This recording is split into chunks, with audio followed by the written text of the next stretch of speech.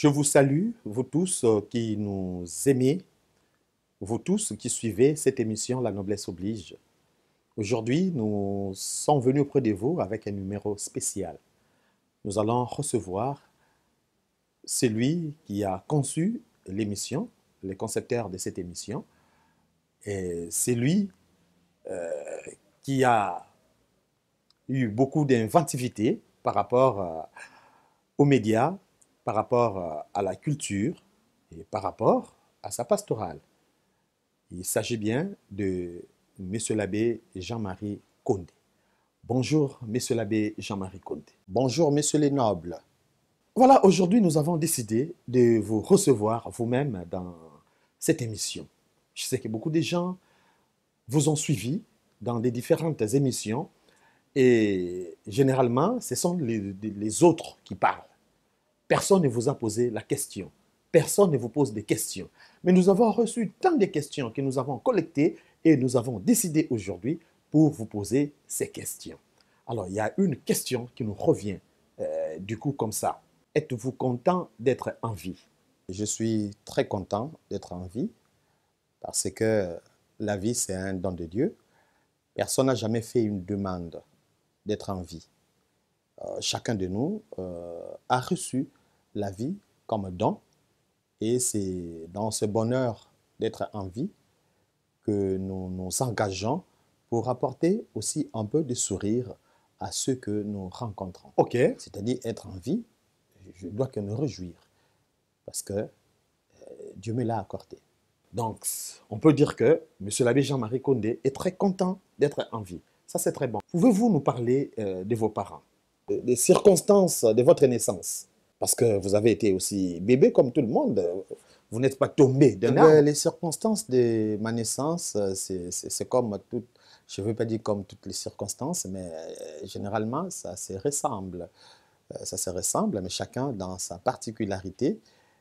Moi, je suis né le 3 avril 1976. Donc, cette année, normalement, j'avais célébré mes 45 ans. Ah, ok. Alors, les circonstances, je suis fils de mon père et de ma mère. C'est dans la province du Congo central où je suis né, dans la ville ou la cité de Kwilungongo.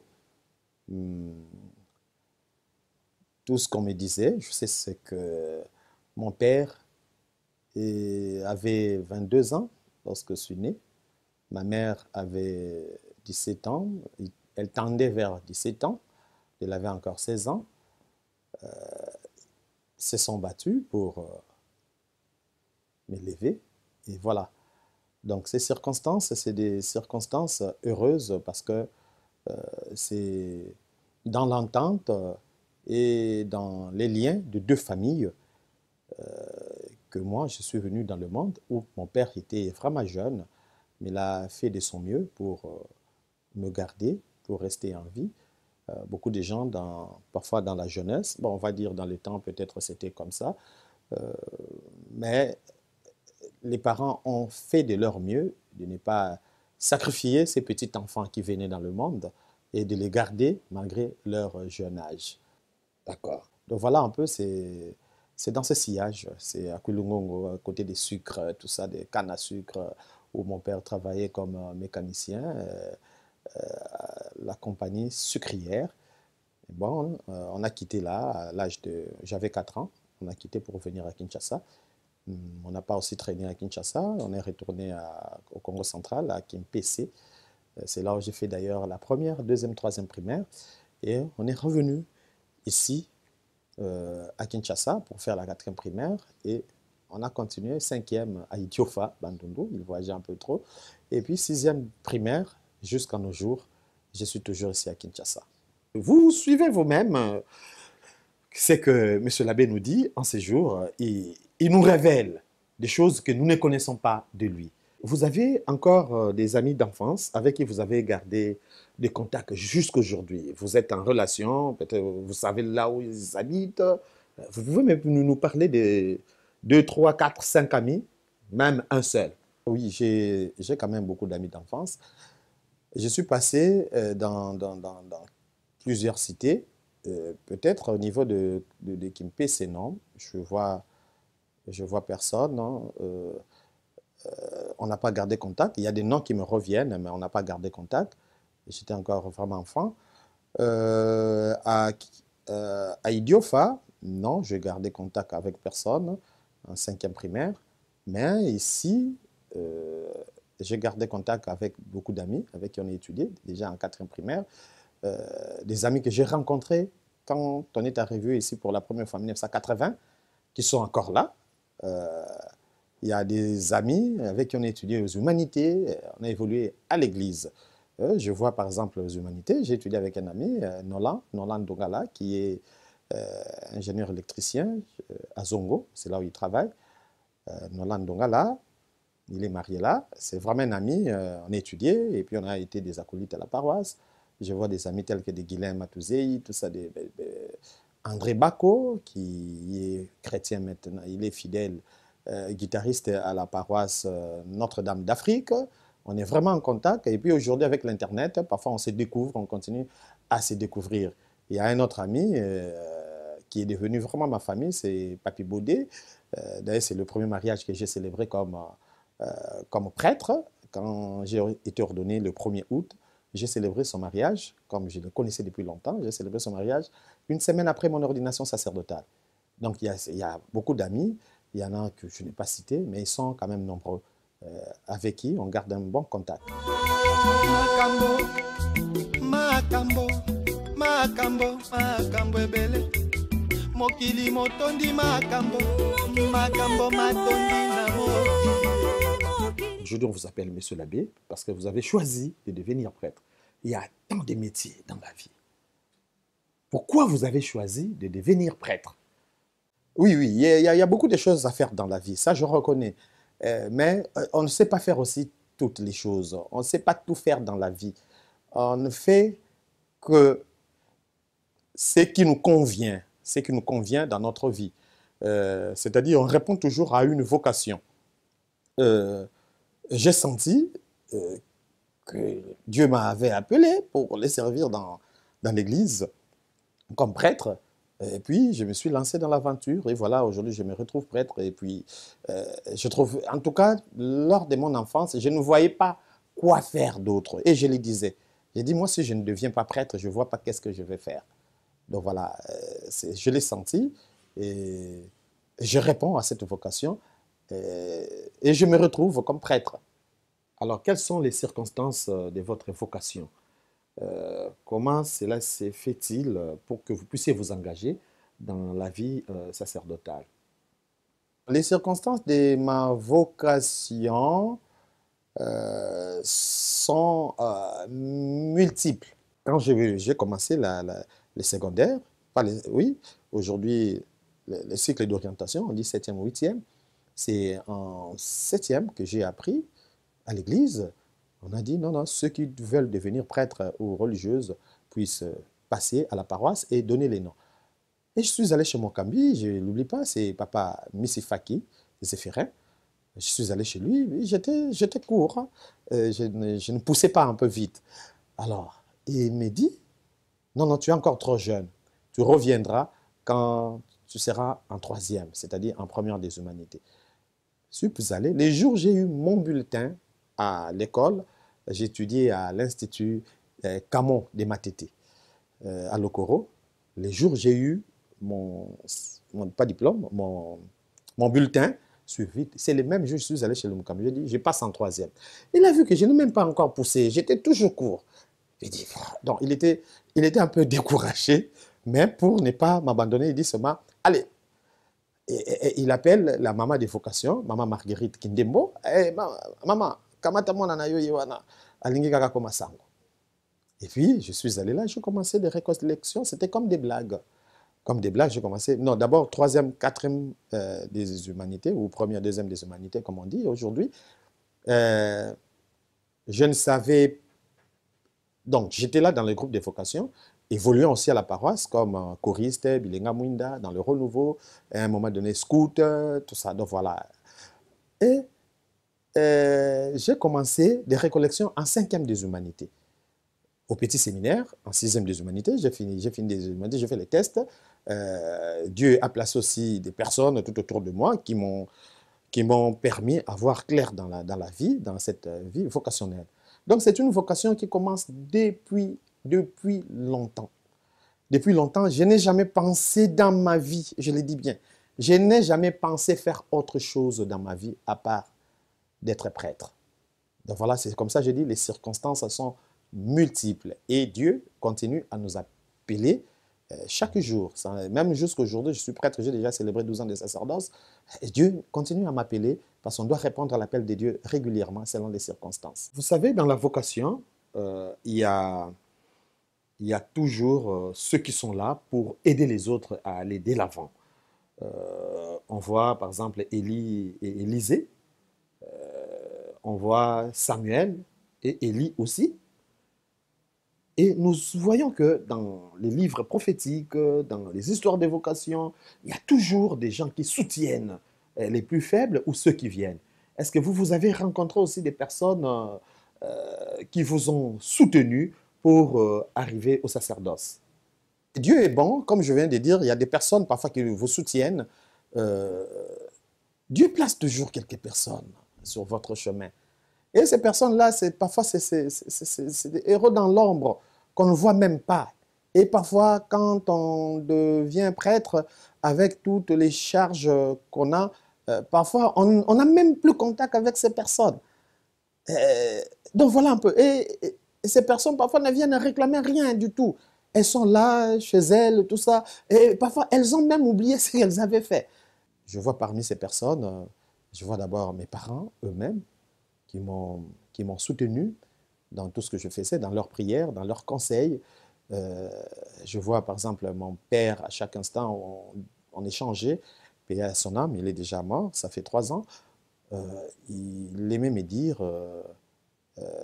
Jean-Marie, tu n'entres pas dans la vie sacerdotale pour aller chercher du pain ou pour aller travailler pour ta famille. Ça, mon père aimait le dire. Ma mère, elle, c'était une courte phrase à Lingala, elle me disait toujours, c'est des choses qui me soutenaient vraiment. Et des amis que j'ai rencontrés, un ami que j'ai rencontré pendant qu'on était séminariste externe, c'est M. l'abbé Arthur Pondé, c'est lui qui était toujours là pour me rappeler des rendez-vous au séminaire. Peut-être, si je ne l'avais pas rencontré, si Dieu ne l'avait pas placé peut-être sur mon chemin, il y avait des rendez-vous que j'allais manquer au séminaire. Parce que lui, il était toujours il était au courant de tout, parce qu'il suivait tout de près. Il aimait tellement la vie sacerdotale. Nous autres, nous aimions, même à un moment donné avec la jeunesse, et quand on s'engage dans la société, on commence à trouver un peu de moyens. Déjà 19 ans, 20 ans, je commençais à me prendre déjà en charge, et puis je faisais déjà quelques dons à la maison, j'achète un habit pour mon petit frère, tout ça.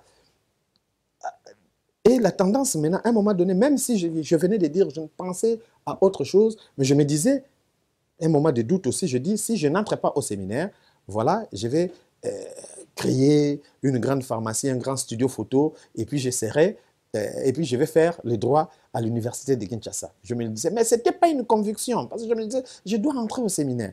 Et je commençais à avoir quelques biens pour commencer mon studio, et puis monter une pharmacie, je commençais, et paf, j'ai réussi au test, au petit séminaire, et l'abbé Arthur, en cours de chemin, après ces tests-là, il n'y avait plus de récollection, mais lui, je ne sais pas, il partait toujours là-bas pour avoir des informations.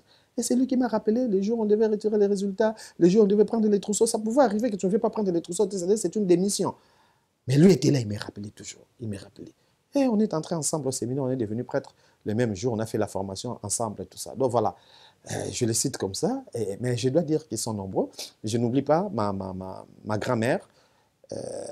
Quand j'avais des problèmes, des crises de vocation au séminaire, je pensais toujours à ces personnes-là. Je pensais, par exemple, à ma grand-mère. Une fois, ma grand-mère, c'est des choses parfois on ne sait pas les dire. Ma grand-mère regardait une photo en famille, on était en famille. À l'époque, on se retrouvait ensemble, les enfants. Et elle a dit à ma mère, elle dit non, non, je ne comprends pas. Chaque fois que je regarde la photo de tous ces enfants, je vois une croix sur le visage de Jean-Marie. On ne m'appelle pas Jean-Marie, hein, je ne vais pas révéler le nom avec ceux qui me connaissent savent comment on m'appelait là. Bon, on m'appelait Jancy, on m'appelait Petit. Alors je regarde, je vois toujours la croix sur la photo de l'abbé, la photo de Yapeti, c'est comme ça on appelle Yapeti, Yajansi, tout ça. Et maman de lui dire, oh, ça signifie quoi? Donc moi, nananga, ezasina yaliwa. Ma grand-mère lui dit, non, je crois qu'il sera un serviteur de Dieu. Et je pensais à ça lorsque je rencontrais des crises d'évocation au séminaire. Et ça m'arrivait de penser, je dis, oh, Dieu m'avait dit que je serais son serviteur, donc je ne vais pas quitter le séminaire. Il y a une autre dame qui était cliente à ma mère, à ma tétée, elle aussi. Quand je suis entré au séminaire, maman m'envoyait, c'est moi qui partais là-bas prendre des biens pour les restaurants. Alors la dame, quand je ne me faisais plus voir, une fois, elle était protestante, elle dit à ma mère, ah, maman, sangwa kenda wapi? Maman lui dit, ah, aibisa kyo za sango, habitin, quand je n'ai pas nzamba avec sango za sango. Alors pendant les temps de crise au séminaire, je pensais à ces personnes-là, à leurs interventions. Excusez-moi que je termine avec ces professeurs.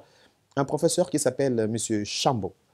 Chambo, je trouve aussi que c'est parmi les personnes qui m'ont soutenu. Lorsque j'étais en quatrième des humanités, non, cinquième des humanités, il y a eu des circonstances difficiles en famille. Papa n'avait plus de travail, maman était tombée malade sérieusement. Et à l'école, on avait des difficultés pour payer les frais. À un moment donné, on ne payait plus. Et ce professeur-là est venu, et il m'a défendu comme si j'étais son enfant.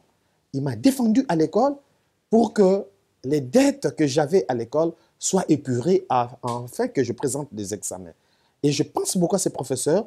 Qu'est-ce qui m'est arrivé une fois? Je l'ai cherché quelques années après. Ce qui m'a fait là, c'était en 95, 94, je crois. Et j'ai cherché les professeurs en 2012, je crois. Je les cherchais, je ne les trouvais pas. Une fois, je l'ai trouvé, je l'ai invité, là où j'étais vicaire à Saint-Luc. Il est venu. Lui aussi ne me reconnaissait plus. Moi aussi, je l'ai vu, j'ai dit, ah, c'est lui, c'est pas lui. Bon, finalement, c'était lui. Alors, j'ai commencé à le rappeler. Je dis, voilà ce que vous m'avez fait dans la vie. Je n'ai rien à vous donner, mais je pense que je vais continuer à prier. Je vais prier pour vous. Et je prie pour lui régulièrement. Si moi, je ne peux rien faire peut-être pour lui, mais que Dieu fasse quelque chose pour lui-même et pour ses enfants, pour sa progéniture. Donc voilà, il y a des personnes... et quand on s'est rencontrés, il m'a dit, mais pourquoi vous m'avez cherché? J'ai dit, pour vous dire, peut-être vous avez fait ça à beaucoup de gens. Je préfère être comme l'un des 10 lépreux. Je reviens seulement au nom de Dieu pour vous dire merci pour ce que vous avez fait et continuez à faire le bien. Je pense que Dieu vous bénira toujours. Makambo, makambo, makambo ebele. Mokili motondi makambo, makambo matondi na mokili. Comment avez-vous passé votre temps de formation? Est-ce que ces temps étaient des moments de souffrance, de difficultés, ou c'était des moments de bonheur, des moments des avantages? Parce que lorsqu'on échange avec certains prêtres, lorsqu'ils relatent leurs histoires, parfois il y en a qui disent que la formation, c'est des moments très durs. Et vous, comment vous avez passé ces temps-là? Oui, les temps de ma formation étaient un moment de choix. De joie parce que j'ai toujours voulu devenir prêtre. Okay. Nous avons eu la chance, il n'y avait pas de téléphone. On a eu des téléphones lorsqu'on était en théologie, mais il n'y avait pas de téléphone, il n'y avait pas de réseaux sociaux. Aujourd'hui, les dangers, ce sont des réseaux sociaux. Des réseaux sociaux, c'est-à-dire quelqu'un qui est au séminaire peut devenir distrait avec des réseaux sociaux. Ça peut lui arriver avec des androïdes. Après les complots, on ne fait plus rien, mais reste en ligne et continue à tchatcher. C'est une grande tentation. Mais celui qui est derrière le reste de la maison, il sait que maintenant c'est 23 heures, je dois éteindre mon téléphone ou je dois me déconnecter. Celui-là sera aussi équilibré dans la vie. Et donc, j'ai passé mon temps de séminaire comme un moment de bonheur que j'ai toujours aimé. Et comme prêtre, cela me motive aussi à chaque instant. Je fais de mon mieux pour essayer de reproduire, malgré les charges, essayer de reproduire dans un pourcentage donné ce que nous avons appris au séminaire. Donc, je dois dire, les séminaires, c'était un moment merveilleux. Et malgré des situations de peur aussi, ça peut arriver, parce que les études au séminaire ne sont pas de la blague. C'est-à-dire, tu peux échouer dans un cours, tu peux rater un cours. Au séminaire, quand tu as moins de 60%, tu es renvoyé. quand tu as moins de 65% et que et que tu dois faire la deuxième session, si tu ne réussis pas, tu es renvoyé. C'est des moments aussi de doute, tout ça. Mais quand on fait confiance au Seigneur, je ne voyais même pas qu'est-ce qui peut m'empêcher de devenir prêtre. Et j'ai vécu librement au séminaire. J'ai dit bien librement. C'était un moment de bonheur. Vous êtes devenu prêtre le 1er août 2009. Alors, quand vous êtes devenu prêtre, vous aviez quel sentiment à ce moment-là? Lorsque vous avez remarqué, en vous relevant de la cathédrale et que vous étiez prêtre, qu'est-ce qui s'est passé en ce moment-là en vous? Je ne sais pas, les termes me manquent, hein? C'était tellement miraculeux, je préfère ces termes-là. C'était tellement mystérieux quand je suis devenu prêtre.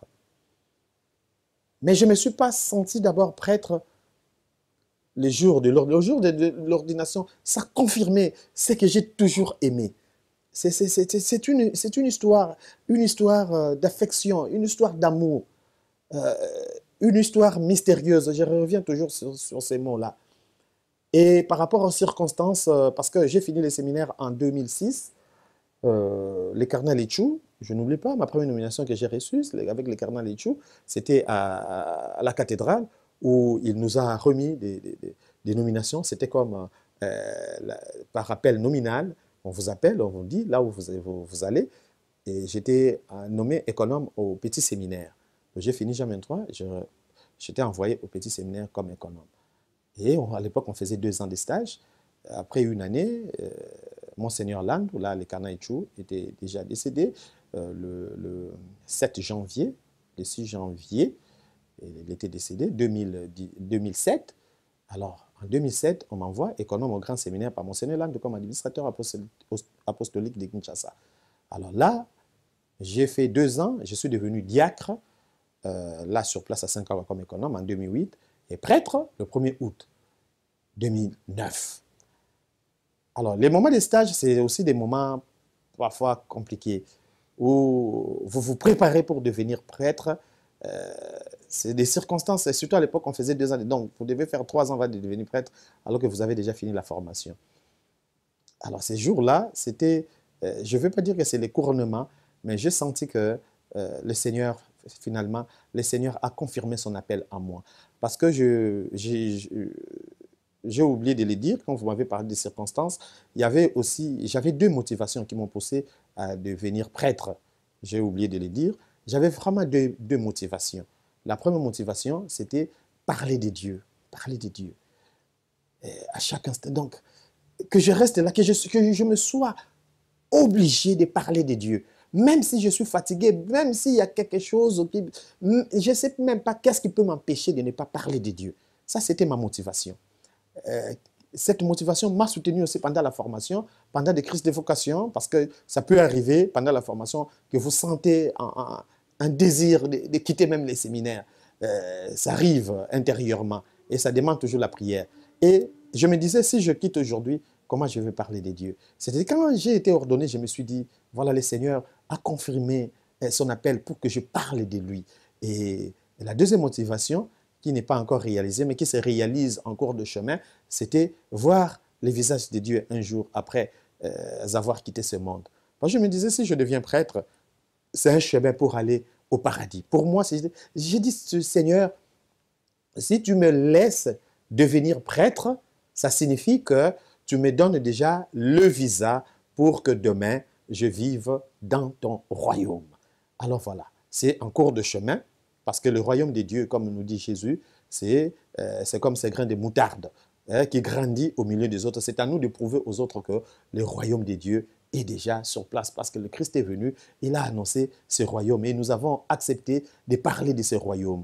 Et le royaume de Dieu en nous nous rassure la paix, nous rassure le bonheur, la prospérité. Et si nous vivons déjà prospères, nous vivons dans la paix, nous vivons dans ces béatitude déjà ici sur terre, c'est-à-dire notre porte s'ouvre déjà et nous grandissons dans ces royaumes jusqu'à ce que nous allons disparaître de cette terre, c'est-à-dire nous allons céder notre notre visibilité. Notre visibilité, c'est que peut-être nous aimons, c'est que les gens voient en nous d'une manière matérielle, et nous allons céder cette visibilité pour être tout en tous dans les visibilités des dieux. Donc voilà, c'est ça. Les jours où j'ai été ordonné prêtre le 1er août, c'est les jours où le Seigneur a confirmé ce que j'ai toujours voulu, et je lui demande, je prie, malgré les hauts et les bas, malgré les faiblesses humaines, je me dis toujours, je dois rester attaché à ces dieux pour que son projet de bonheur se réalise en moi. Ça, c'est le début de la réalisation de son projet. Mais son projet vraiment va se réaliser les jours où nous allons le voir au ciel.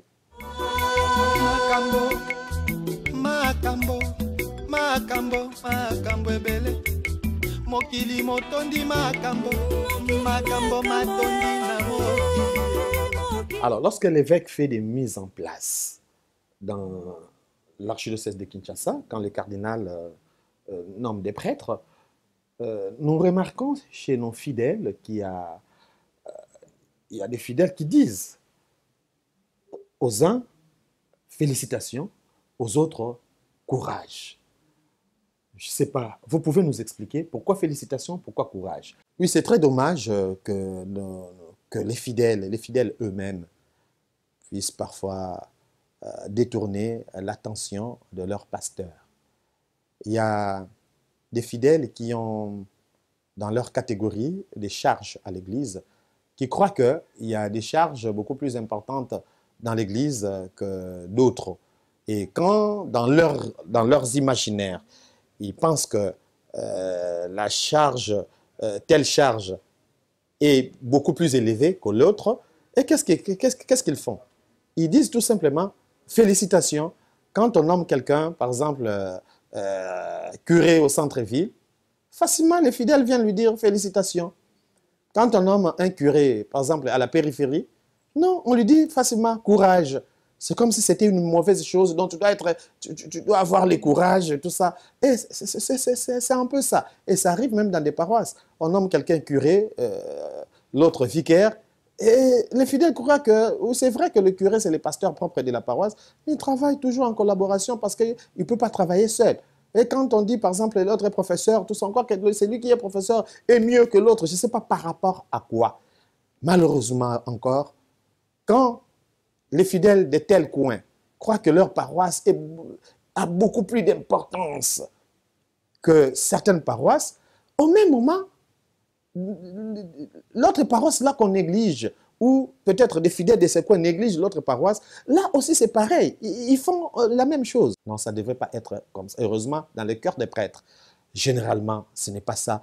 Le prêtre ne doit pas se dire tout ça, là où je suis allé, tout ça, ça ne va pas, tout ça, non. Si le prêtre se pose toujours la question, qu'est-ce que je dois apporter là-bas? C'est à lui de préparer sa monture pour apporter quelque chose où il est envoyé. Et non attendre.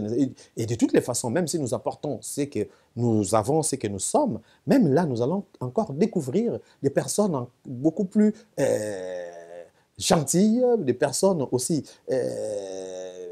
qui nous reçoivent avec des mains ouvertes et qui nous permettent d'avoir aussi une nouvelle expérience qu'on n'avait pas au départ. Voilà un peu. Vous avez reçu beaucoup de félicitations pendant votre parcours ou on vous a dit plus courage? Il m'est arrivé qu'on me dise courage, parce que j'ai l'impression que les gens comparent toujours. J'étais vicaire à Saint-Luc. Saint-Luc, c'est à ma campagne. Quand on m'a nommé vicaire à Sainte-Thérèse, non, il y a des gens qui me disaient courage parce qu'ils comparent. Ils comparent, ils se disent selon leurs critères. Ils croient que la paroisse Saint-Luc dépasse la paroisse Sainte-Thérèse. Je ne sais pas en quoi, parce qu'ici, il y a beaucoup plus de politiciens, et puis là-bas, il y a beaucoup plus, je ne sais pas moi, des petits peuples, tout ça. Je ne sais pas. Mais si nous y allons, moi maintenant, même si je l'apprends, excusez-moi, je réponds toujours, je proteste toujours, je dis, ah ben pourquoi tu dis ça? Qui te dit que là où j'étais, c'est mieux qu'ailleurs? Si c'est moi qui pars évangéliser. Pourquoi je dois sentir que ici c'est félicitations, félicitations, je ne sais pas moi de quoi, courage de quoi, moi je ne sais pas. Donc voilà, je l'ai déjà entendu, mais dans ma tête, je me félicite toujours. Je me félicite, je me dis, merci Seigneur de m'avoir placé dans cet endroit. Nous avons appris dans les médias que vous êtes envoyé comme prêtre Fide Donum en RCA, à Bangui. Alors, quelle est votre motivation? Pourquoi vous avez fait ces choix? Vous pouvez nous dire ce qui vous a poussé d'aller dans un autre diocèse alors que vous êtes diocésain, vous n'êtes pas missionnaire. Oui, il y a eu des demandes de la part du cardinal Nzapalainga, euh, l'archevêque de Bangui, qui a demandé à notre archevêque de Kinshasa de lui envoyer quelques prêtres, 2 prêtres. Bon, la demande était là. J'ai lu la lettre de rappel, avant la première lettre du cardinal. Lorsque j'ai lu la lettre de rappel de Monseigneur Carlos Ndaka, bah, je me suis senti touché tout simplement, parce que je me disais, oh, euh, pourquoi ne pas aller là-bas? À un moment donné, je me disais, moi, je dis, oh, mais pourquoi les gens ne donnent pas les noms pour aller à mission à Bangui? Et puis, je me suis posé la même question intérieurement, je dis, oh, mais qui doit aller? Qui doit aller? Toi aussi, tu es concerné? C'est comme ça que j'ai donné mon nom, j'ai dit, bon, je peux aller là. Est-ce que c'est par rapport à l'expérience que j'ai faite de quitter? J'ai beaucoup quitté dans ma vie. J'ai beaucoup quitté parce que, ordonné prêtre en 2009, j'ai fait un parcours quand même de notre archidiocèse. En 2009, j'étais nommé vicaire à la paroisse Saint-Luc de ma campagne.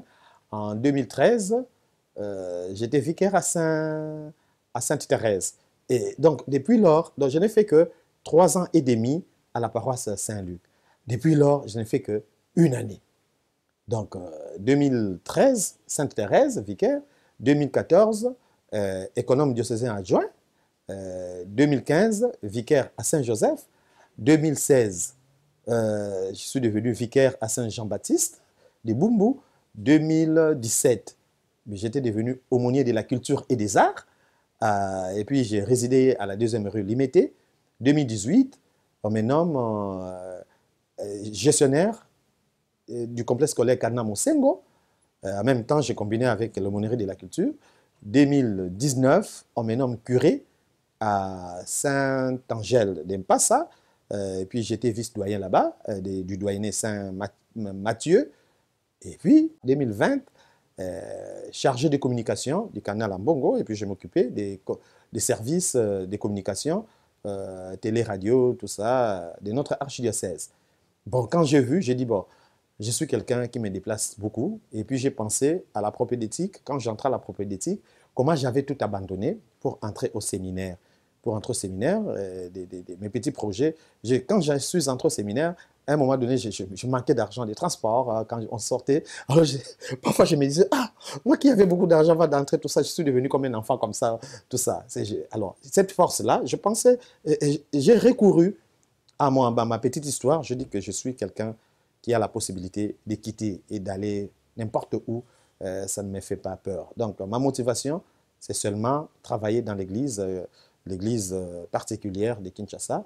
Mais s'il y a un besoin avec mes autorités, je réponds positivement partout où ils peuvent m'envoyer, ou je réponds par rapport aussi à la demande volontairement. Vous y allez pour combien de temps, si on peut le savoir? Vous partez pour de bon ou vous allez revenir à un moment donné?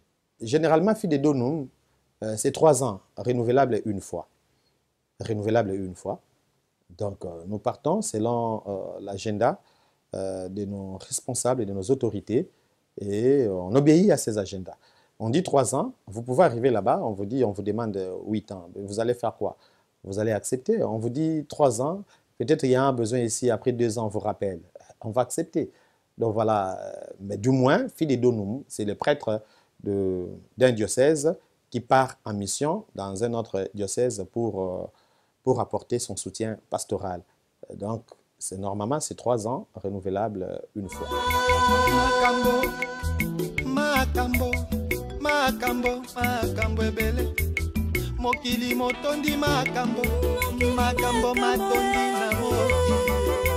Dans tout ce que vous faites, nous avons découvert aussi que vous êtes un artiste. Vous pouvez nous dire, vous évoluez dans quel domaine d'art? Je suis artiste, comme je l'ai dit, pas de formation, mais je suis artiste inné. Je fais la musique, je fais le théâtre et la poésie. Donc voilà, je suis un peu dans... Mais les artistes, c'est généralement aussi c'est ça. À l'époque, j'étais même peintre, mais j'ai abandonné. J'ai abandonné par négligence euh, parce que je faisais même des bandes dessinées lorsque j'étais aux humanités. J'aimais relater des petites histoires en bande dessinée. Mes collègues de classe, surtout à l'Institut de la Colline, c'est là où j'ai fait mes humanités, l'Institut de la Colline de Kisenso à Saint-Étienne. Parfois, j'ai relaté des bandes dessinées. Et les amis aimaient ça, partaient avec des mêmes bandes dessinées. Mais après, j'ai perdu la dextérité des dessins. En dessin, en tout cas, personne ne m'épatait dans toutes les classes. Mais je suis resté avec la musique aussi. J'ai remarqué que je chantais. Auparavant, je ne chantais pas à la paroisse. Je voulais être seulement guitariste. Je jouais à la guitare à la paroisse Saint-Thomas. Mais une fois, je vois, il y a un monsieur, monsieur Libé, monsieur Libé, qui ne sont ça. Il m'appelle, c'est comme si c'est lui qui m'appelait à chanter. Il me voit, il me dit, oh, mais toi, tu viens chanter dans notre chorale. C'était la chorale de leur CVB. Moi, je dis, moi, je n'ai pas une belle voix, je ne peux pas chanter. Il me dit, non, viens, tel que tu parles là, tu sauras chanter. Et puis, je suis allé, et c'était ma première fois d'entrer dans une chorale. Finalement, je suis entré dans une autre chorale. J'ai quitté la chorale des CVB pour la chorale Kaose, toujours de Saint-Thomas. Et puis, là, j'ai exercé comme guitariste, et puis guitariste à la chorale et dans le renouveau. Mais j'avais composé déjà ma première chanson en deuxième CO, aujourd'hui on dit huitième, ma première chanson que je n'ai jamais enregistrée. Si tu crois dans ton cœur, Jésus est le Seigneur, tu seras sauvé. Donc j'ai pris seulement le passage de Saint Paul, tout ça, et puis j'ai placardé la mélodie. C'était en deuxième CO. Mais au fur et à mesure qu'on avançait, je remarquais que non, je chantais. Je ne voulais pas faire des chansons à monter un jour au podium, non. Ça, ce n'était pas mon rêve, être au podium. Non, non. Je pensais seulement composer un album, et puis voilà, un album. Je parle aussi d'un album. Alors, qu'est-ce qui s'est passé pour que je m'engage ou que je reste comme, pas pour de bon, mais que je reste là quand même dans la musique? J'ai composé un livre, un roman. Lorsque j'étais stagiaire, diacre, je composais un roman. J'étais arrivé déjà vers 90 pages et l'ordinateur a eu des virus. J'ai tout perdu. Parce que je me disais, moi, je dois publier les livres. Et quand j'ai tout perdu, je deviens vicaire à la paroisse. J'appelle un... Il y avait un petit de la paroisse qui est devenu le directeur artistique de mon orchestre, M. Luce. C'est lui qui était venu me voir comme grand frère. C'est petit frère d'un ami Nolan. Il est venu me parler de son problème. Mais il avait une guitare. Et je lui dis, ah, tu es venu avec le... Quand on a fini de parler, moi je dis, j'ai une chanson aussi que j'ai composée au séminaire, tout ça. Est-ce que tu peux jouer? Il m'a dit d'ailleurs, quand il a joué, j'ai chanté, il a dit, oh, mais quand t'as studio? Moi, dans ma tête, je ne voyais pas d'abord. Moi, j'ai dit, non, quand t'as studio. Et c'est comme ça, l'orchestre est parti. Je me suis retrouvé avec des instruments, je me suis retrouvé à organiser des concerts, tout ça, c'est parti. J'ai abandonné même les domaines littéraires, pas abandonné, en pause. Donc voilà. Qu'est-ce que vous avez déjà réalisé dans la musique, dans le théâtre, dans la poésie? Est-ce que vous avez déjà réalisé quelque chose dans le sens? Quelles sont vos œuvres? Je suis à mon troisième album, qui n'a pas encore fini. J'ai produit déjà... Qu'est-ce que j'ai dit? Normalement, à mon quatrième album. Il y a le premier album, Ngongebeti. Il y a le deuxième album dédié à la Sainte Vierge Marie, Sambela Poyabiso. Et le troisième album, Louons Dieu. Alors, il y a un album aussi où je fais un peu de featuring. J'avais commencé avec les frères Henri et Papa, mais j'ai mis d'abord dans la pause l'album en question à cause de la mission. Mais je continue à m'organiser. Quand je serai en mission, je verrai comment continuer. À part ces albums, j'ai aussi j'ai eu à chanter des chansons patriotiques contre la guerre. On a eu à chanter pour les 50 ans du pays avec tous les artistes. On a eu à chanter pour des moustiquaires imprégnés. Quand on est invité, on vient, on met seulement la voix. Et puis même à l'église, avec la corporation catholique, on a participé dans quelques œuvres. Des œuvres aussi, des circonstances telles que les deuils. Cela est arrivé de chanter pour quelqu'un qui est décédé, par exemple pour mon propre père, pour, je vois pour pour les parents des prêtres qui m'ont demandé de chanter pour marquer, estampiller la mort de leurs parents. Donc voilà, je chantais. Il m'est arrivé aussi de chanter pour des anniversaires, mais c'est tellement des œuvres privées, sont restées privées. J'ai dit, on s'entend, je chante, c'est pour toi, ça reste pour toi. Donc voilà un peu pour la musique. Bon, j'ai produit aussi beaucoup de concerts et cette musique-là m'a poussé à organiser même des jurys avec tout ça. Donc voilà. À part ça, j'ai composé des théâtres depuis que j'étais en propédeutique d'ailleurs. Et de mes théâtres ont été joués par les séminaristes. Même comme prêtre, moi-même, j'ai joué déjà les théâtres lors des 25e anniversaire de la mort du cardinal Malou. J'ai joué au cardinal Malou. Mais ce sont des pièces inédites jusque-là. On les joue, mais il n'y a pas, il y a pas des, il y a pas des supports professionnels. Il n'y a pas de supports, donc on ne les vend pas encore. Mais je compte les publier dans un seul ouvrage. Je vais prendre des 4 ou 5 théâtres que j'ai avec des scénettes, je mets seulement ensemble. Des poésies aussi, j'ai beaucoup de poèmes, mais que je n'ai pas encore publiés, que je garde encore. Je pense que les années à venir, je vais le publier. Concernant mon livre sur les 10, une lumière pour notre ministère sacerdotal, c'est un livre que j'ai publié lors de mes 10 ans de sacerdoce.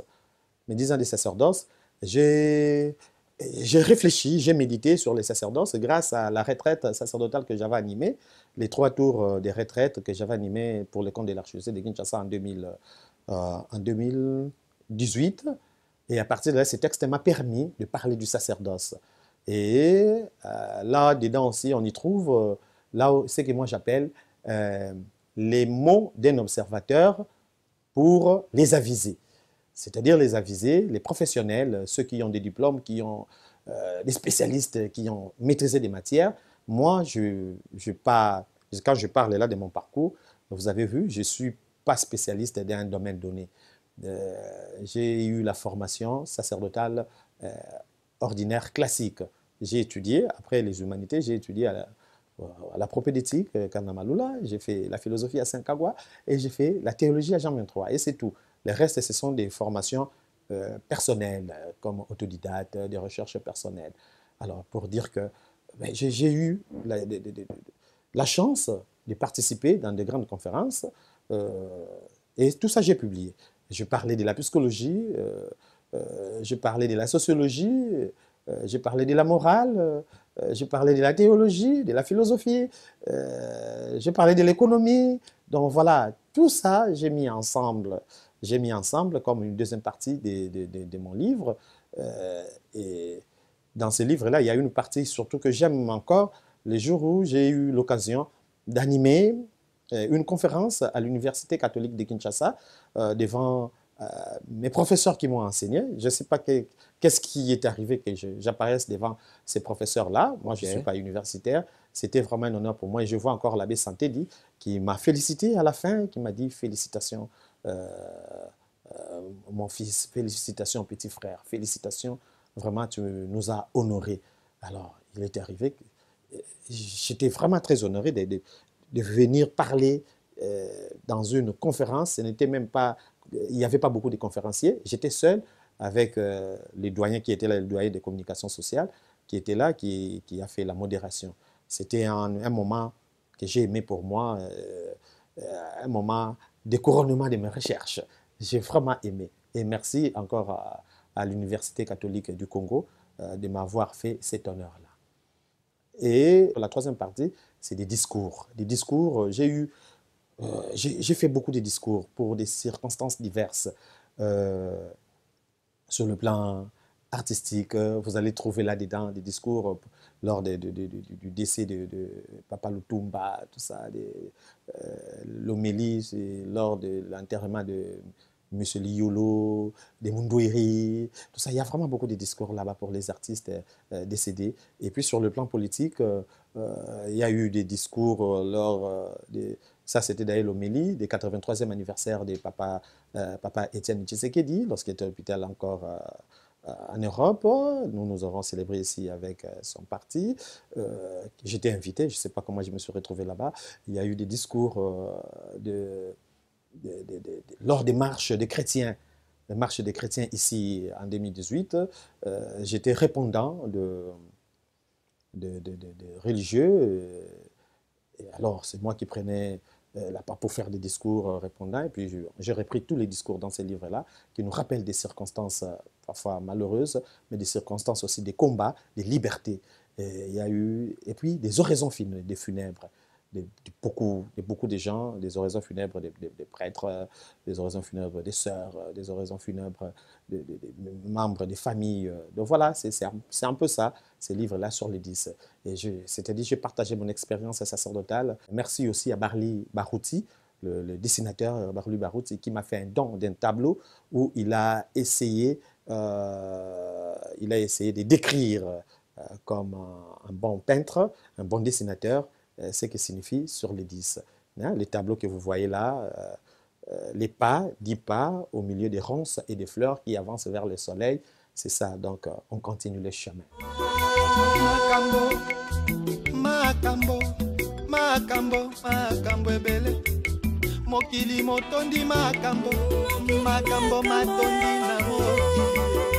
À part l'art, la culture, Monsieur l'abbé, vous êtes aussi très engagé dans la presse. Alors, comment vous avez fait, vous qui êtes prêtre, et puis à un moment donné, on vous voit encore comme journaliste, comme animateur culturel. Est-ce que vous pouvez nous parler de votre revirement dans le sens? Cet engagement, c'est comme je viens de le dire, avec des différents talents qu'on découvre en nous. Je me disais qu'on peut encore évangéliser en étant dans la presse.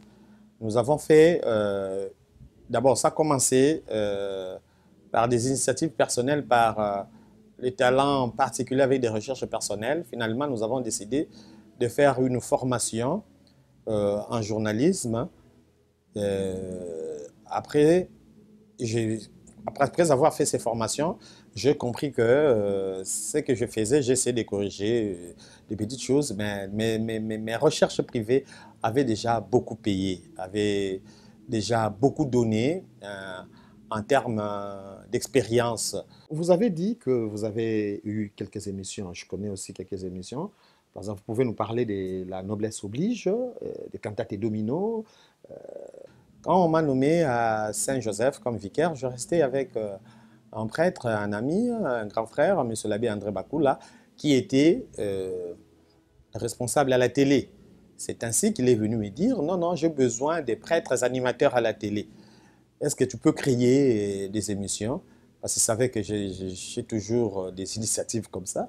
Et c'est ainsi que j'ai commencé la première émission qui était Cantate et Domino. Cantate et Domino, j'ai recevé des chorales pour expliquer en fait les déroulements liturgiques et la signification des chants liturgiques de l'Église. Okay. La chorale chantait. Quand les gens voyaient la télé, des chorales commençaient à m'appeler. Oh non, nous voulons passer nous aussi à cette émission. C'est ainsi que l'émission a ouvert ses portes pour toutes les chorales. Et en recevant des chorales, j'avais une trentaine de chorales à mon actif. Je me suis dit, pourquoi pas ne pas organiser les jurys? Et c'est parti comme ça.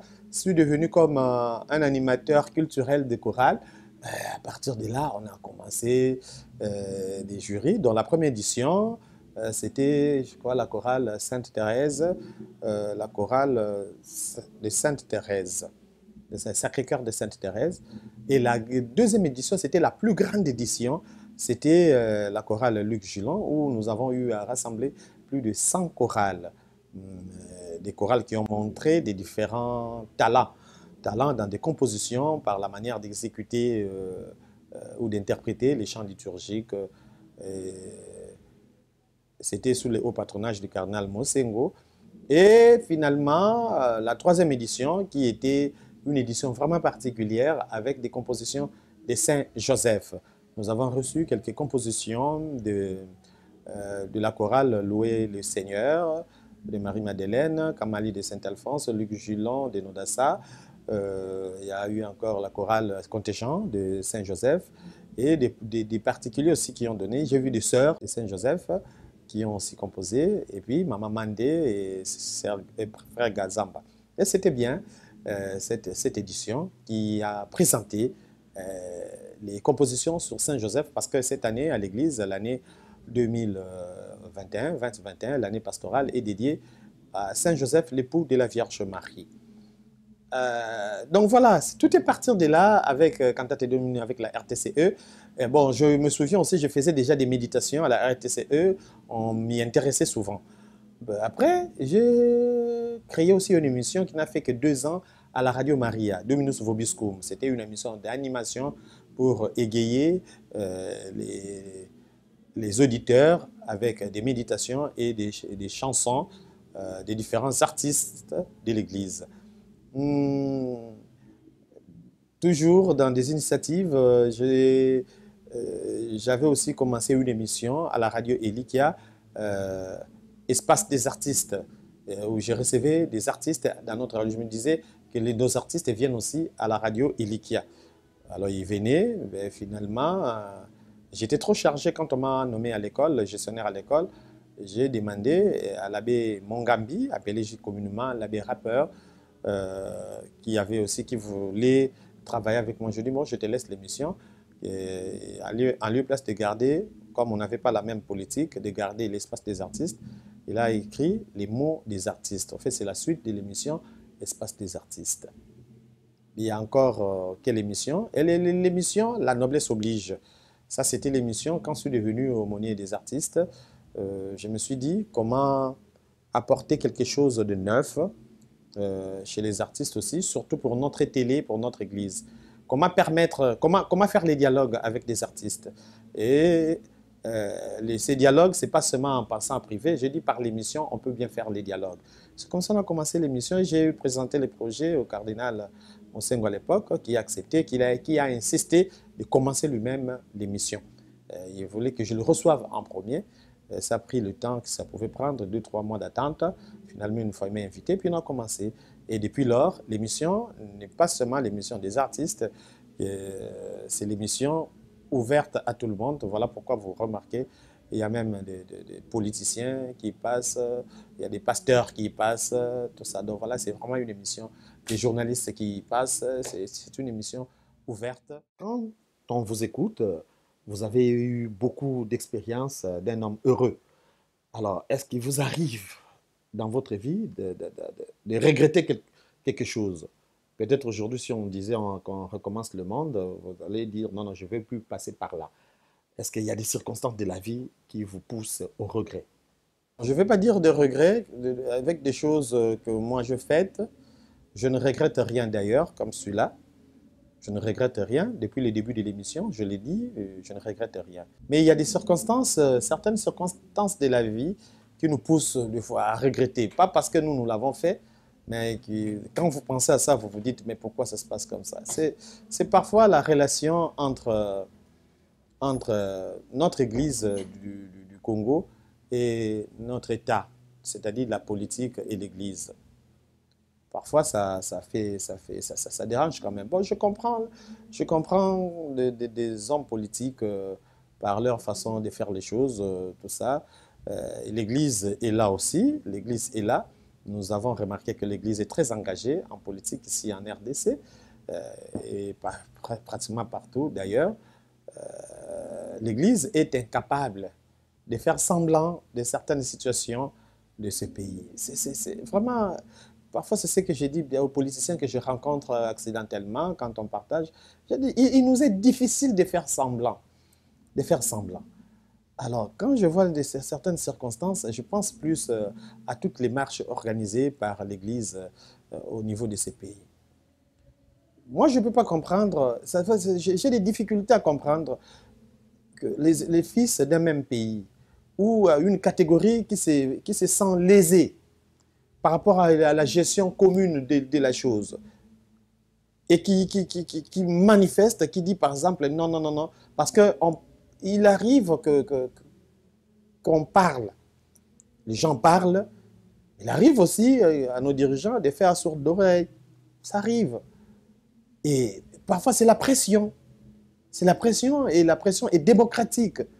Mais parfois, c'est regrettable entre nous, fils du pays, ou des gens qui marchent parfois sans armes, rien du tout, avec des simples chapelets, qu'on puisse tirer sur eux. Ça, c'est vraiment des choses qui me font très mal. Lorsque je pense à ça, j'ai toujours des larmes aux yeux. Moi, je ne peux pas comprendre ça.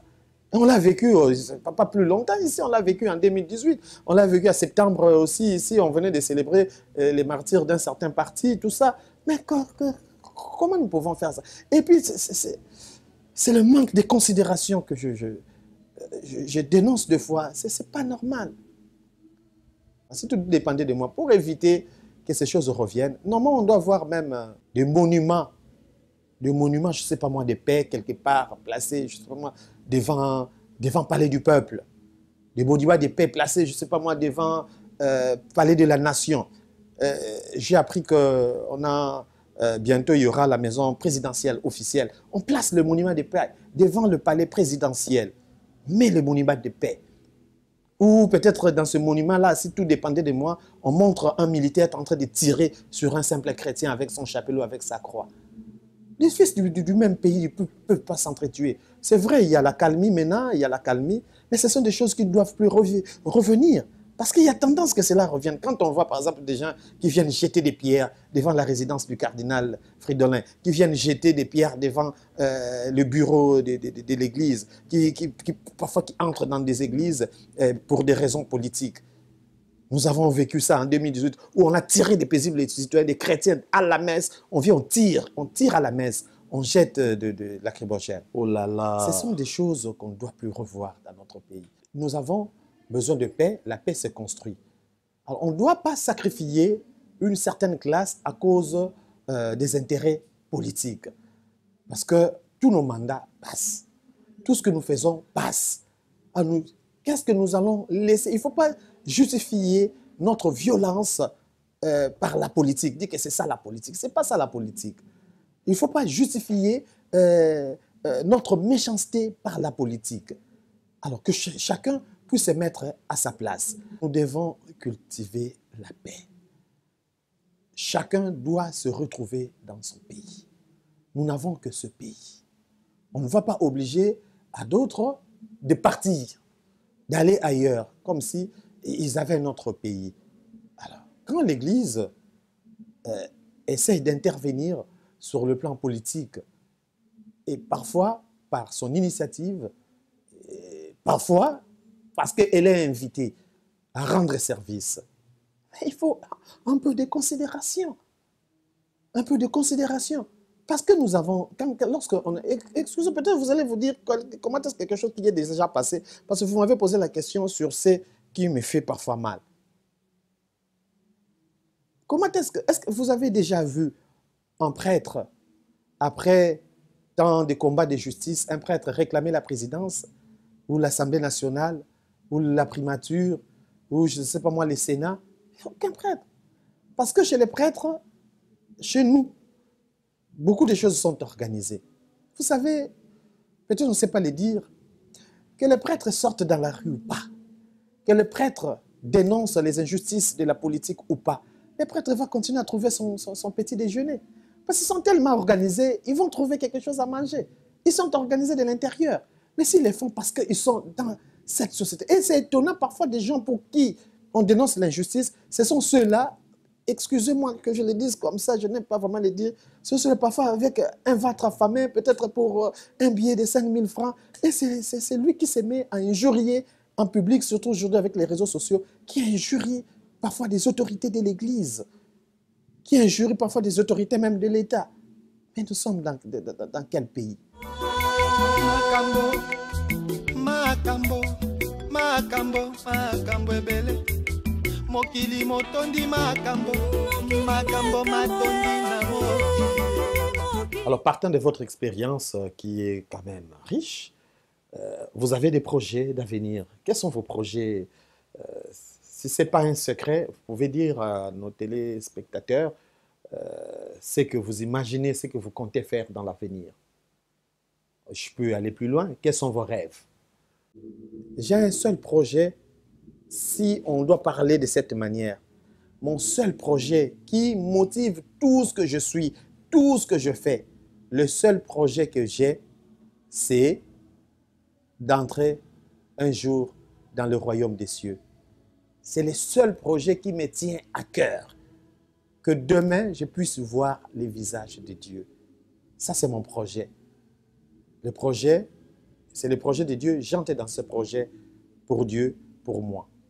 Pour le reste, je ne vois pas. Vous avez initié beaucoup d'activités. Nous vous avons vu travailler aussi dans l'Église selon ce que l'évêque vous demandait ou l'évêque vous demande dans l'Église, dans des structures. Mais vous avez eu aussi à initier quelques activités beaucoup plus personnelles, même si c'est lié aussi à l'Église. Et aujourd'hui, vous partez. Qui vont continuer ces œuvres. Bon, si vous voulez beaucoup plus de détails, on voit par exemple dans l'Église, vous êtes aumônier de la culture et des arts, qui est votre remplaçant. On voit, vous étiez chargé des communications, ici dans l'archidiocèse, qui vous remplace. On reconnaît que c'est un domaine difficile. Et on voit encore des initiatives, même si ça se passe dans l'Église ou ailleurs. Par exemple, l'émission Noblesse oblige qui continue. Il y a Cantate et Domino qui va continuer à les faire. Nous avons aussi, par exemple, votre fondation. Il y a l'orchestre Paix sur Terre et qui vont continuer toutes ces œuvres en votre absence. Et l'évêque, aujourd'hui, le cardinal Fridolin Ambongo, de voir la nécessité, le besoin de placer un aumônier des artistes alors que moi je pars à Bangui dans un autre diocèse. Ça dépend du chef. C'est lui-même qui va décider quand est-ce qu'il va mettre l'aumônier des artistes. Et les jours où on va nommer l'aumônier des artistes, peut-être ce que je veux lui dire, c'est que moi je n'ai pas pu faire, c'est de constituer cette aumônerie à l'intérieur de l'Église. Qu'on parle vraiment des aumôneries des artistes dans chaque paroisse. C'est ce qui a manqué. Moi, je n'ai pas eu le temps de le faire. J'étais plus dans le rassemblement de tous ces artistes, accompagnement des artistes, que ce soit des artistes populaires, comme vous aimez les dire, des artistes, je ne sais pas moi comment vous dites ça, profanes, des artistes populaires, et des artistes parfois religieux dans notre propre église, et des amis avec qui on partage, parce qu'on est là, et puis la présence d'un artiste dans tout ce qui se passe dans le monde artistique de notre capitale. Voilà. Mais il doit se concentrer plus de l'intérieur aussi, où il doit mettre des bases. Parce que nous avons commencé par des feuilles, nous n'avons pas encore mis des bases solides à l'intérieur de l'Église. Alors, comme chargé de communication, j'étais chargé de communication du cardinal Fridolin, c'est lui qui voit les besoins. Aujourd'hui, je suis plus là. S'il a besoin de mettre quelqu'un, ça dépendra seulement de lui, ça ne dépend pas de moi. C'est lui qui m'avait nommé. Aujourd'hui, il m'envoie dans un autre diocèse et c'est à lui de voir seulement les besoins, s'il y a un besoin ou il n'y a pas besoin. Vous avez travaillé avec beaucoup, je ne sais pas, beaucoup d'autorités ou quoi. Vous avez travaillé avec quelques évêques. Vous étiez apparemment dans les bureaux. Je voudrais vous demander si vous avez des souvenirs que vous avez gardés avec le cardinal Laurent Monsengo. Et si vous pouvez dire aussi quelque chose sur le cardinal Fridolin Ambongo. Et quelques prêtres ou quelques personnes qui ont été proches de vous. Je voudrais que vous puissiez nous parler seulement de ces personnes qui sont vraiment proches de vous. Dire quelque chose en commençant par le cardinal Monsengo. J'ai beaucoup de souvenirs avec beaucoup de gens. Bon, vous avez cité le cardinal Monsengo, le cardinal Fridolin. Le cardinal Monsengo, c'est un papa, mais je ne veux même pas commencer par le cardinal Monsengo. Le cardinal Etchou. J'étais séminariste, stagiaire à la cathédrale. Je vois un jour, il est venu. Il m'a trouvé au salon. Le temps que les curés et les vicaires ne viennent, on était restés avec lui. On a parlé pendant plus de 30 minutes, le cardinal Etchou. Il m'avait beaucoup encouragé. Quand il m'a demandé j'étais de quelle paroisse, et je lui ai dit, non, je suis de Saint-Thomas. Il n'y a pas de prêtre là-bas, moi je n'y pas encore. Il a dit, na Benicio, Nzambe Asalisao za Sangwa Liboso, il y a Saint-Thomas. Et voilà. On a fait des photos, tout ça. Comme il venait beaucoup là, on parlait beaucoup avec lui. Le cardinal Monsengo, lui, m'a ordonné diacre prêtre. Et à maintes reprises, j'ai eu des occasions de parler seul à seul avec lui, seul à seul vraiment, à maintes reprises, pendant les petits déjeuners, tout ça. Donc, c'est un papa, il accepte des propositions, parfois venant de nous, quand il trouve que c'est noble, il vous soutient. Si je peux dire aujourd'hui que je me suis engagé fortement dans l'aumônerie des artistes et dans le journalisme, c'est grâce à lui aussi, parce que c'est lui qui m'a dit de commencer l'émission avec lui. Il a insisté que je commence avec lui. C'est comme s'il savait, c'était une sorte de testament. Quand il est mort, je vois que c'était l'émission qui a fait les tours du monde. C'est l'émission, moi j'ai mis ça sur YouTube, mais je n'ai pas compris cette émission. Je l'ai trouvée dans beaucoup de chaînes ici. Apparemment, je ne sais pas moi c'est comment ils ont fait pour capturer mon émission qui est passée pratiquement dans toutes les chaînes. Dans toutes les chaînes, quand on parlait du cardinal Moussem. Et c'est lui qui avait insisté qu'on fasse l'émission à bâton rompu. Alors, sa mort nous a frappés. Je pense beaucoup à ses conseils. Lorsqu'il me parlait seul à Lingala, je n'oublie jamais les mots qui résonnent encore à mes oreilles. Alors, le cardinal Fridolin Ambongo, c'est un évêque qui vous regarde droit aux yeux quand il vous parle. Il vous regarde et puis il dit ce qu'il pense. Il ne passe pas par les quatre chemins. Et puis, il aime les travailleurs. Il aime les travailleurs, il aime des gens qui bossent dur. Depuis qu'il est venu, moi j'ai fait aussi l'émission avec lui. Il est devenu comme coadjuteur. Et puis quand il est devenu archevêque, on a fait l'émission. Il m'a découvert là. Et, il m'a marqué, je n'oublie pas, quand j'ai perdu mon père, il revenait du voyage. Et puis le même jour, il est venu célébrer la messe à Saint-Alphonse. C'était avant le Covid. Il a célébré la messe. Puis il était vraiment très attentif. Et quand il m'a envoyé, après le complexe scolaire Kanmonsemo, il m'a envoyé curé. Il a fait des mois pour la première fois curé à la paroisse de Mpassa. Alors que je transmettais des communiqués, tout ça, il a insisté que je devienne son chargé de communication. Et c'était vraiment bien quand on travaillait, tout ça, cette liberté, il veut que vous puissiez être là, vous travaillez, il apprécie le travail. Et jusqu'à ce que j'ai accepté d'aller à Bangui, on a eu aussi un entretien vraiment riche qui m'a permis encore de les découvrir davantage. Et je sais que ça lui a permis aussi qu'il me découvre davantage. Donc c'est un archevêque qui a le sens de l'Église et qui est très rigoureux dans ce qu'il fait. Et il veut, comme j'insiste, il veut vraiment avoir des travailleurs. Alors, pour le reste, nous avons beaucoup de gens qui nous ont marqués dans l'Église. Makambo ebele mokili motondi makambo matondi na moki. Et voilà, monsieur l'abbé, vous avez quelque chose à ajouter en dehors de nos questions. Si vous avez quelque chose à nous dire, nous vous écoutons. Même si je pars à Bangui, je reste attaché dans l'ASEKIN, l'Assemblée du clergé quinois, parce que j'aime et puis parfois prêt à tout pour notre clergé. Voilà un peu. On a travaillé avec des bons confrères, partout je suis passé des bons collaborateurs, mes anciens curés, il y a un qui est décédé, l'abbé John Moulinzamba, vraiment paix à son âme, je pense à l'abbé Oka, je pense à l'abbé Tchomba de l'époque, aujourd'hui Monseigneur Tchomba, l'abbé Matiti, je vois l'abbé Ndongisila, des vicaires avec qui je travaille, l'abbé Parfait Kidima. Non, ils sont nombreux, je ne saurais pas. Je risque de citer tous les clergés. Donc voilà. Merci beaucoup, vous, les prêtres de Kinshasa. Je vous aime tellement. Vous savez comment je vous aime. Comme vous aimez m'appeler leader. Donc, je vous aime tellement parce que vous êtes aussi des leaders. Et à toutes les religieuses thérésiennes, vous savez comment je vous aime.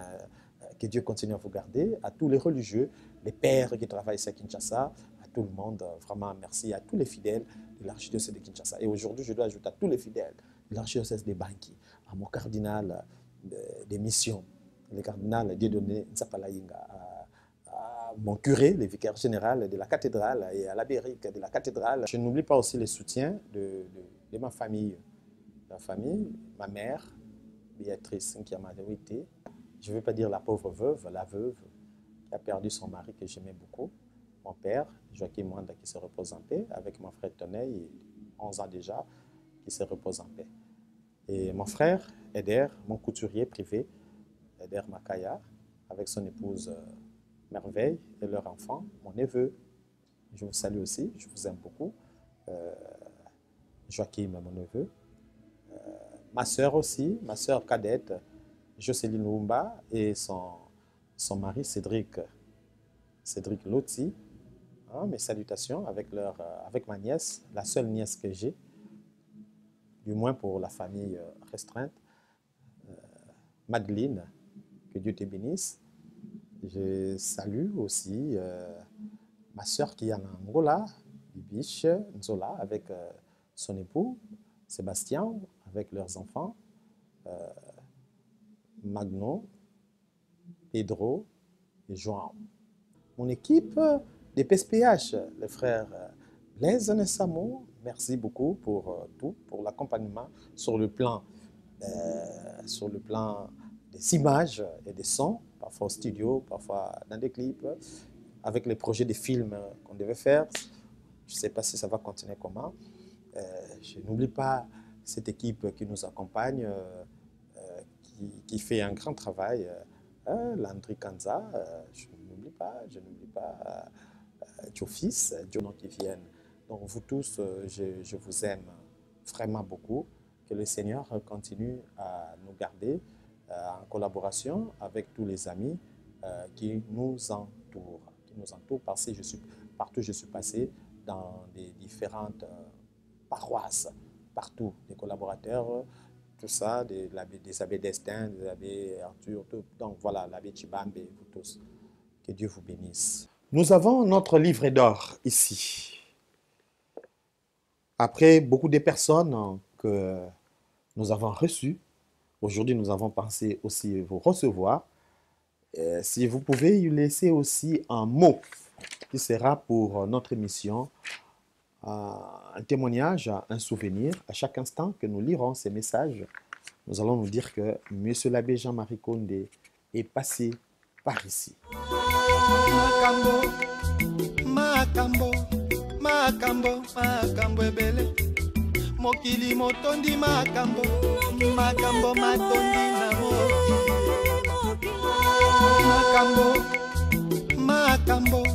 makambo ebele mokili motondi makambo matondi na moto nyonso azali na mposa ya kokumisa moto nyonso akoyoka kaonse ya motema mposa ya kokumisa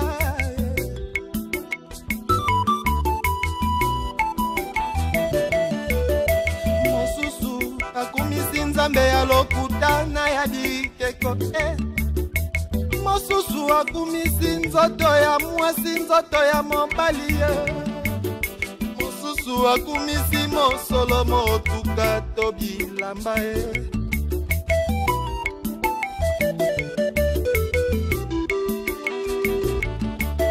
ngai mpe ose ya motema nayoki mposa ya kokumisa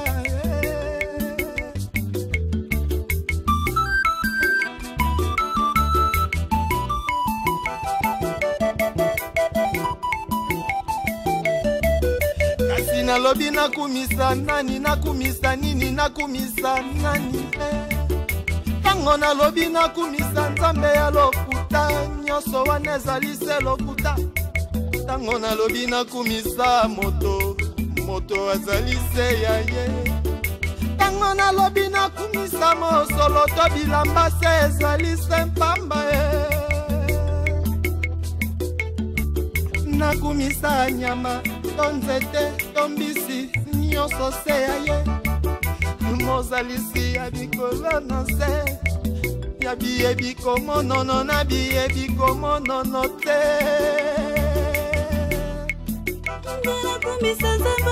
yango wana ye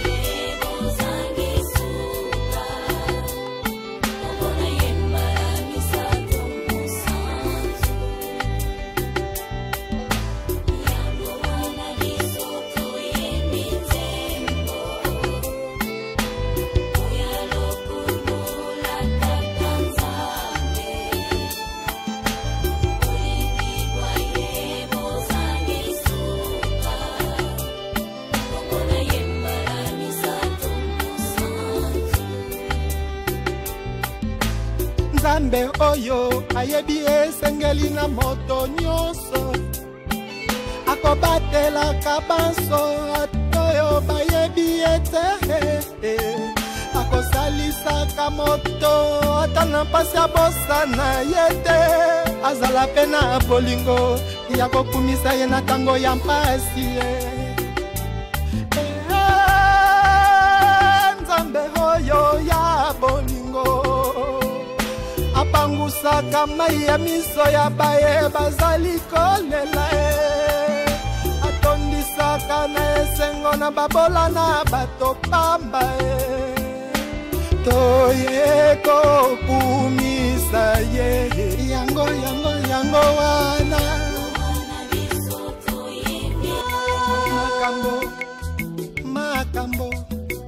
makambo ebele mokili motondi makambo matondi na mokili. Voilà ce que j'écris.